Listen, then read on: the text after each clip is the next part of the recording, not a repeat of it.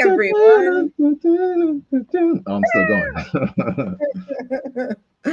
Happy Monday, everyone. My name is Janelle Villiers. That over there is Winston Broderick, and we are your hosts for Say That Channel. No. And we talk on Mondays about things that we don't get to normally talk about on our Wednesday shows. And that's why we call our Monday segments the Monday Rundown.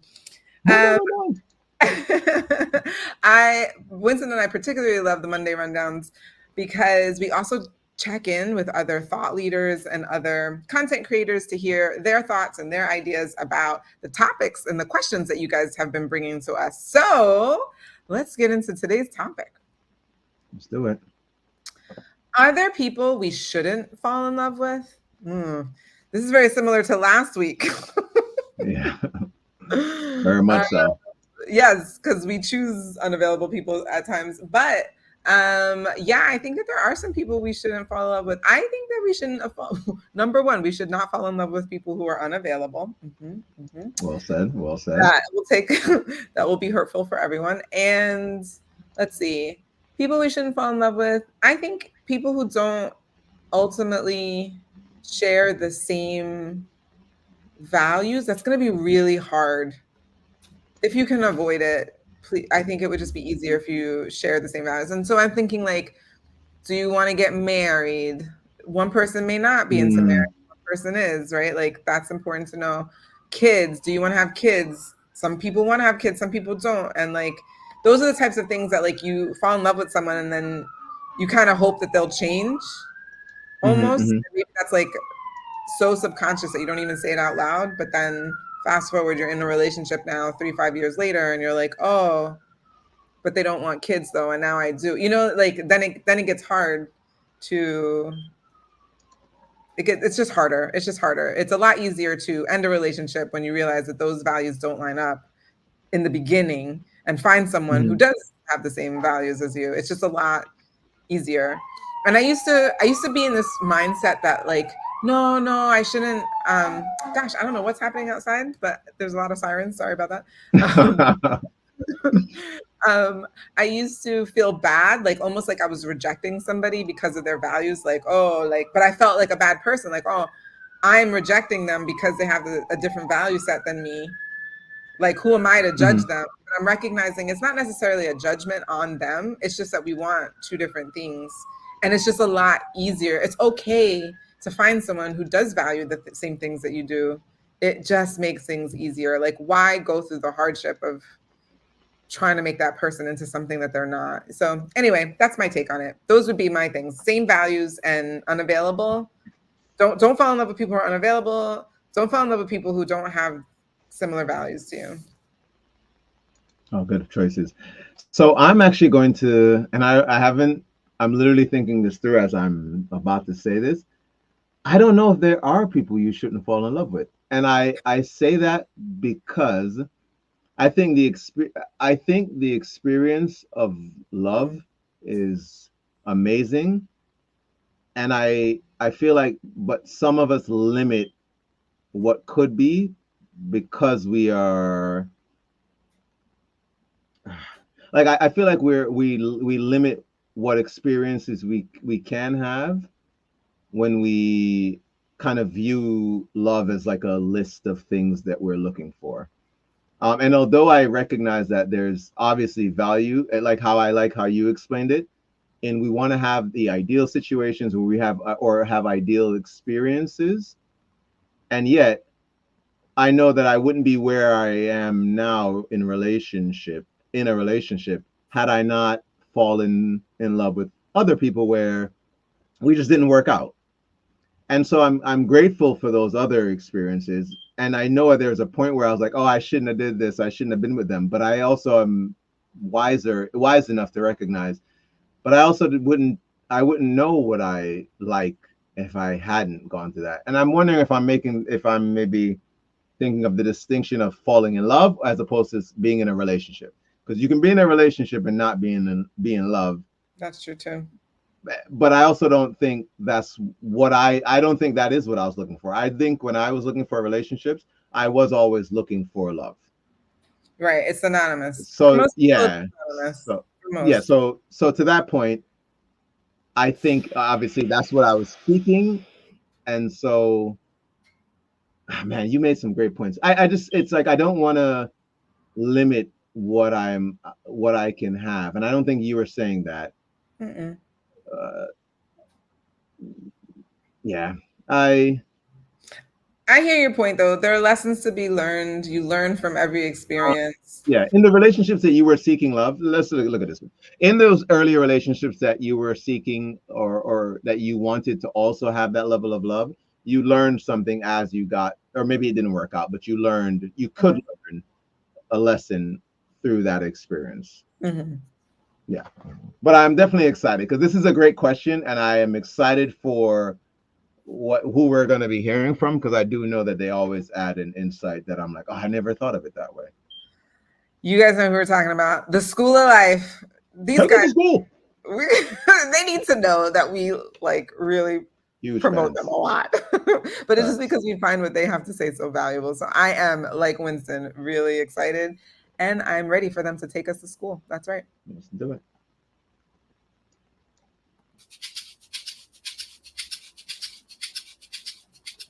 It may sound ungenerous to throw the emphasis on the negative, but we can fairly say that people who are good at love know, first and foremost, who not to fall in love with. While they may have all sorts of friends and a wide sympathy for the vagaries of being human, when it comes to who they opt to tie themselves to, this is some of what they will avoid with determination. People who have no sense of how difficult they are to live with. People with a heightened belief in their infallibility. People who will, when something is pointed out to them, quickly choose the occasion to simultaneously inform you that it's not as though you're perfect either.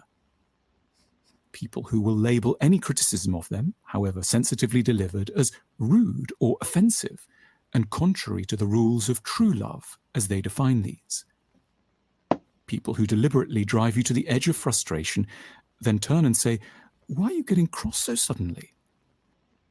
People who smile and say, "I get it completely now, I'm going to change," and then go and do whatever it was all over again a few days later. People who combine an exquisite talent for upset with an even greater talent for sentimental apology. People who will flirt with others, then call it only a bit of fun and label you a prude for minding. Mm. People who will mess up your house and call you anal. People who will prioritize time with their friends over time with you and then call you controlling.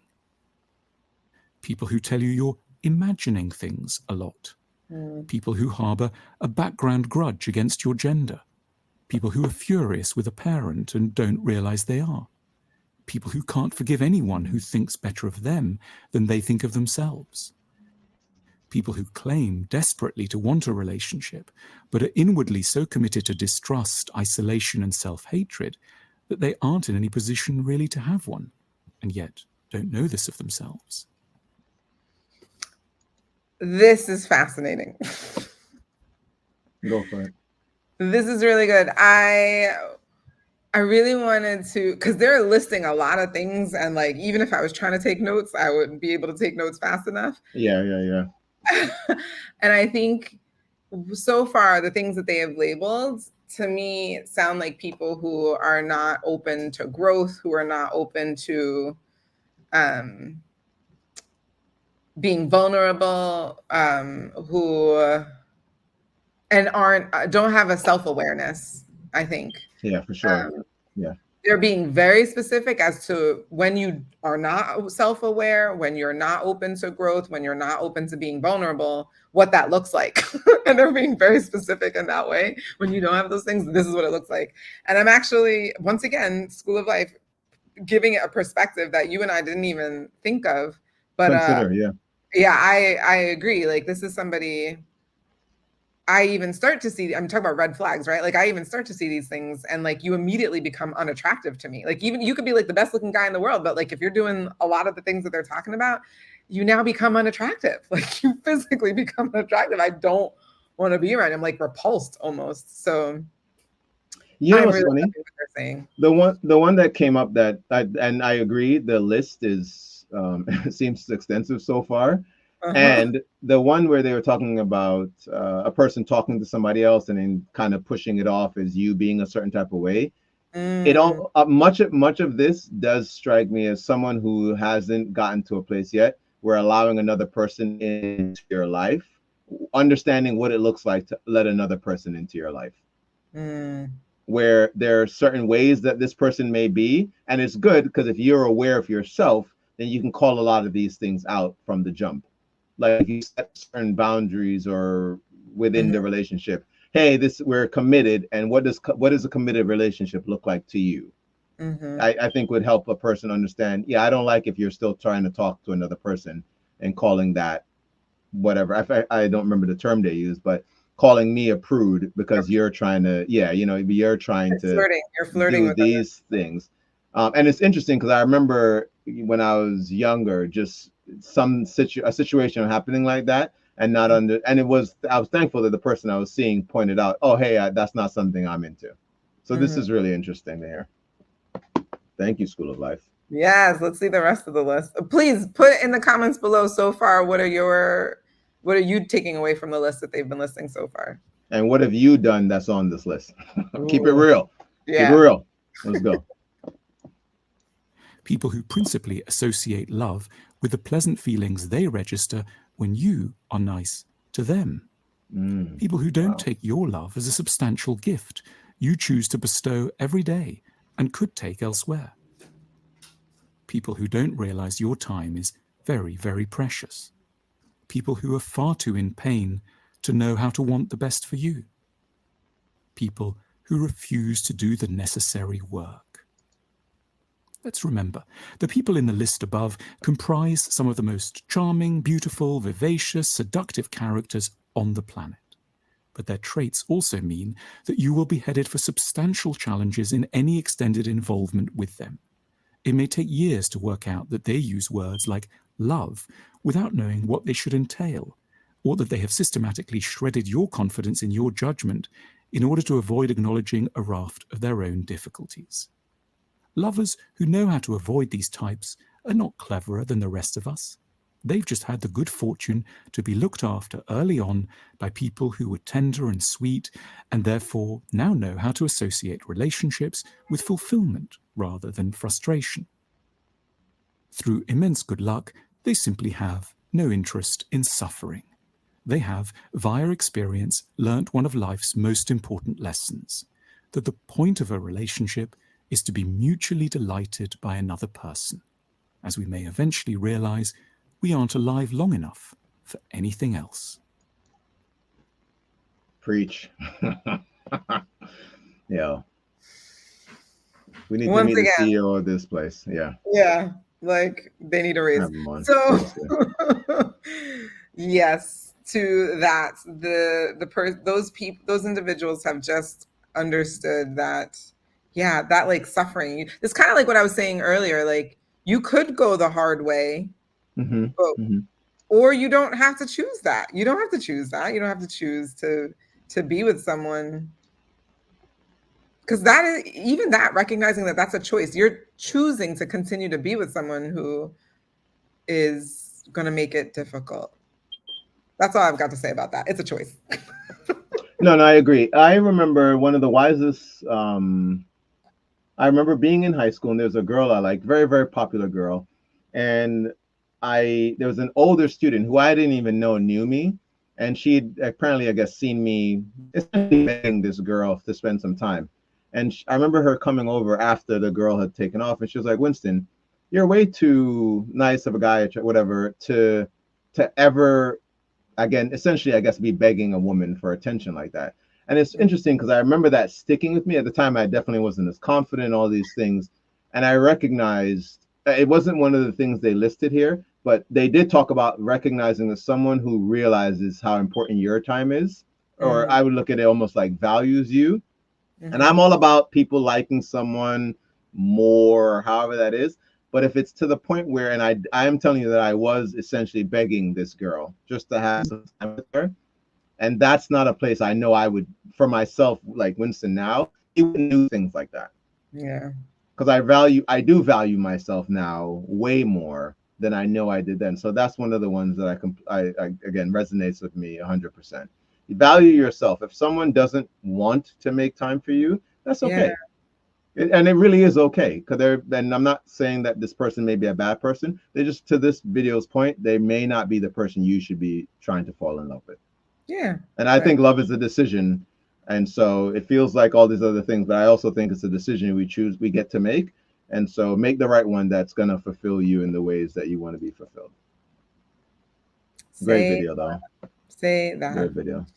So guys, talking about valuing yourself and your time, there's only 3 months left in the year. And many people have a goal for 2024 to write a book. And so I'm helping people do that. October 21st at 7 p.m. Eastern, 6 p.m. Central, I'm hosting my Earn a Lucrative Income by Becoming a Best-Selling Author from Scratch Masterclass. I have the link down below in the description box. I would love to see anybody from Say That Nation there. If you do register from this episode, I will send you a free copy of my book. Say that. Jay, is this still the link? I just want to make sure we're good with that. It is. That is the link. Perfect.